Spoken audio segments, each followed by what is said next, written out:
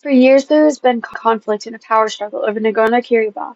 The region is in Azerbaijan but is made up of ethnic Armenians.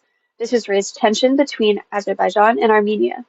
If these tensions continue, the Global Conflict Tracker believes that there is concern in regards to a full-scale conflict. Such conflict would destabilize the southern Caucasus region and would disrupt oil and gas exports from Azerbaijan, which is the main supplier to Central Asia and Europe. In such a conflict, Russia is required by treaty to come alongside Armenia, and Turkey has pledged support for Azerbaijan. The U.S. has also vocal support for Armenia for the past few years. This could lead to great global concern and conflict. Nagorno-Karabakh is an autonomous oblast or province of the former Azerbaijan Soviet Socialist Republic and to the Republic of Nagorno-Karabakh, a self-declared country whose independence is not internationally recognized. The region of Nagorno-Karabakh occupies 2,700 square miles of land. Nagorno-Karabakh's environment varies from steep on the Ural lowlands through dense forest on the lower mountain slopes to meadows higher up. The region has some light industries and many food processing plants, states Britannica. Shusha is a city in Nagorno-Karabakh that has changed hands between the Armenians and Azerbaijani control for years. Azerbaijan deems it their cultural capital as an attempt to cement control over the city and the wider Nagorno-Karabakh region. The city at one point exhibited a lot of Armenian history, but Azerbaijan has been working since the war to neutralize the history, states the Times. This region is an ethnic Armenian population that is largely Christian in a predominantly Muslim nation. The minority rights group states that Armenians now make up the overwhelming majority of the region, with small Russian, Ukrainian, Georgian, and Syrian minorities, states Britannica. The U.S. government estimates that Azerbaijan has a population of 10.4 million people. 96% of the population is Muslim, of which 65% is Shia and 35% are Sunni. Ethnic Azerbaijanis are mainly Muslim, and non-Muslims are mainly Russians, Georgians, Armenians, and other national minorities. Christians live mainly in Baku and other urban areas. A 2020 Stanford University and Hebrew University of Jerusalem study estimates that there are 7,200 to 20,000 Jews. It is estimated that of the population of Azerbaijan, 146,573 people live in Nagorno-Karabakh. Under international law, Nagorno-Karabakh is considered Azerbaijani, but is made up of ethnic Armenians, creating a strain on the views of those who control and rule the area. Nagorno-Karabakh is also not internationally recognized as an independent nation, despite considering themselves as such. While the territory has been fraught with minor conflicts, there are two major events that stick out. Under Soviet rule, the region was relatively peaceful because Soviet influence prevented either side from disputing one another. Nagorno-Karabakh had autonomy under the USSR separate from the Armenian and Azerbaijani Soviet republics. In 1988, the Regional Authority of Nagorno-Karabakh passed a resolution declaring their intent to join Armenia, despite the fact that they were internationally recognized as part of Azerbaijan by the UN. This seriously ignited tensions that had been at rest for decades. After the fall of the Soviet Union, Azerbaijan and Armenia became their own separate states, and Nagorno-Karabakh officially declared independence from Azerbaijan and wanted to join the state of Armenia. The conflict ended up killing around 30,000 people and displaced more than 1 million. There's a historical dispute about whether the war started in 1988 when Nagorno-Karabakh declared their intent to join Armenia, or 1991 when the Soviet Union collapsed and fighting started. Either way, the war lasted until 1994, ending with an Armenian victory as they gained control of the territory and surrounding lands. A 30-plus year period of tension with minimal fighting followed the First War, but then, in 2020, a revitalized Azerbaijan decided to start a full offensive to regain territory. More than 7,000 soldiers and civilians were killed, with thousands more injured, as Azerbaijan regained lots of territory that they had lost in the First Nagorno-Karabakh War. Now that we've examined the history and context of the conflict, we're going to discuss an extremely important factor in the Armenian and Azerbaijani dispute, which is foreign influence. The two nations that have the most direct impact are Russia and Turkey. The First War ended with Russia brokering a truce known as the Bishkek Protocol. The protocol established a ceasefire between the two sides, and although it was breached a few times, it generally lasted until the conflict in 2020. They also helped negotiate a ceasefire that ended the 2020 conflict and sent in a peacekeeping force to monitor it. This map is from the International Crisis Group, a think tank that analyzes relevant global affairs. The large dots indicate areas where fighting and casualties have occurred.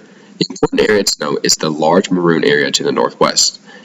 That represents the region monitored by Russian peacekeepers. This region is very large relative to the size of Nagorno-Karabakh. To this day, Russia maintains this peacekeeping force. It will be interesting to examine how changes in the war in Ukraine will affect Russia's desire to influence Nagorno-Karabakh going forward. Another important topic here in relation to Russia's continued desire to intervene is the competition of East versus West. Russia views the Transcaucasus as directly in its sphere of influence and does not want Western powers involved in the conflict. Turkey also wants to expand its sphere of influence in the Middle East and Transcaucasus, as was seen in their intervention in the Syrian civil war throughout the 2010s. In public statements, Turkish President Erdogan constantly reasserts Turkey's desire to aid Azerbaijan. Because of their extremely close cultural ties, he described Azerbaijan and Turkey as one nation, two states, and lauded Azerbaijani success in the conflict earlier this year. The Turkish government claims to have no direct influence over the actions of the Azerbaijani military. However, according to various human rights groups, they sent mercenaries to the region during the 2020 conflict to aid the Azerbaijani military. Additionally, before the conflict in 2020, Turkish arms dealings with Azerbaijan increased sixfold. Reuters reports that sales jumped from just 278,000 in the month of July to 36 million in the month of August and 77.1 million in September alone. Military sales to Azerbaijan in the first 9 months of 2019 totaled 20.7 million, compared to 123 million in the first 9 months of 2020. Evidently, Turkish arms played a major role in Azerbaijani's invasion. In a statement recorded by Guardian correspondents in Turkey, current Defense Minister Hulusi Akar said that Turkey will continue to support Azerbaijan with, quote, all of our means. The effects of Russia and Turkey on Nagorno-Karabakh will certainly be one of the most important variables going forward. Nagorno-Karabakh provides an insightful example as a case study for the advantages of constructivism when examining international affairs and relations. Constructivism proposes that the ideas and beliefs held by individuals and states are crucial in shaping their behavior. These ideas can include political ideologies, cultural values, social norms, and many others.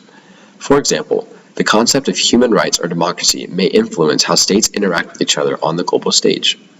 Constructivists argue that national identity plays a vital role in shaping state behavior. In the case of the Nagorno-Karabakh region, it is particularly interesting to examine how much of the dispute is bound up in the identity of the two nations. As Adriana discussed, the region is not large or rich in natural resources. Russia and Turkey are not involved solely for material interests. As we previously mentioned, Turkey has deep ethnic ties to Azerbaijan, and this is one of the main reasons they aid them in this conflict. Additionally, Russia is interested in the conflict because they want there to be stability in the region so they do not have to worry about foreign influences intervening. There seems to be other non-materialistic factors in play besides resource control. Nationalism often plays a major role in intense generational disputes between two nations. In this case, each state's national identity has seemingly become defined partially by its opposition to the other. Because of past events, part of having nationalistic Armenian pride is opposing Azerbaijan and vice versa. Dr. Yubing Chung of the University of Utah has done extensive research on the impact of strong national identities, focusing specifically on Middle Eastern and Asian nations. She wrote in her article titled "Pride Not Prejudice: National Identity as a Pacifying Force in East Asia" that the power and persistence of national identity is one of the most important obstacles to peaceful foreign partnerships. She argues that national identity is only a force for peace when the state itself is stable and its citizens do not have to worry about being threatened or overcome by others who oppose their nation.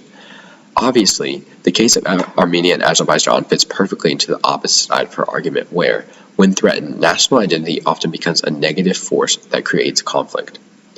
In this scenario, a constructivist explanation provides a more nuanced understanding of the conflict and its greater context in global politics by highlighting the role of non-material factors like national identity alongside material interests. In September of this year, there was a 24-hour blitzkrieg offensive by Azerbaijanis on local defense positions in Nagorno-Karabakh, causing local Armenians to state that it is no longer livable.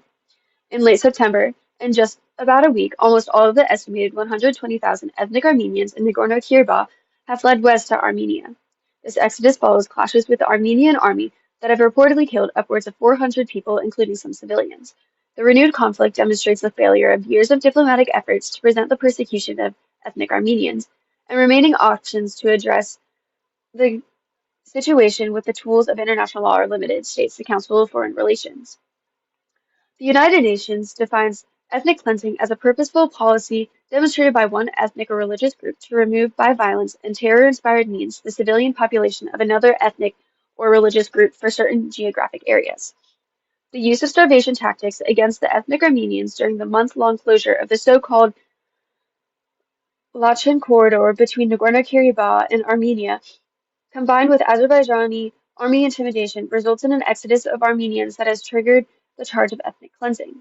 It is estimated that these indigenous people suffered from a 9-month starvation by blockade, which culminated in a murderous military assault on September 19th. Hypothesized by Firuz Ismailov, there are three predictions for the future. One is there could be continual peace talks without tangible results, as war is costly and detrimental to the economies of both nations and risks heavy military loss and a loss of political leadership power. Another possibility is there could be gradual, unwanted transition to war. As peace talks continue to fail, there will be increased frustration from both states, frustration that will be felt by leaders and ordinary citizens. Against the will of the two governments, troops on both sides might engage in uncontrolled shootouts, and this could gradually expand into full-scale military warfare. Lastly, there could be a planned war, as Azerbaijan might resort to war to preserve its territorial integrity. President Aliyev of Azerbaijan mentioned that the military might of Azerbaijan is growing, and the defense budget of the nation overpasses $3 billion US. This is higher than the total state budget of Armenia. Because of the substantial imbalance of military power and the support of Turkey for Azerbaijan, we predict that although the tension will still be there, Armenia will not try to regain Nagorno-Karabakh anytime soon. Armenia recognizes the precarious position that they are in and will seek to insulate themselves from further attacks instead of responding. Resuming war would almost definitely result in them losing even more territory. Right now, Armenia and Azerbaijan are engaged in peace talks, and we believe that they will reach an agreement by the end of this year. However, despite this likely reality, the strength of Armenia's resolve to give up no more land could be a factor that prevents this from happening. Already there have been serious protests throughout Armenia demanding that the government strengthen its resolve in military action to resist further Azerbaijani advances. This overwhelming public support may be strong enough to compel Armenia to counterattack Azerbaijan. While the path forward remains uncertain, a vigilant focus on diplomatic solutions, international mediation, and a commitment to addressing the root causes of the conflict is crucial in steering away from further death and destruction.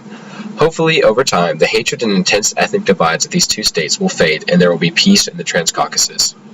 Thank you for your time.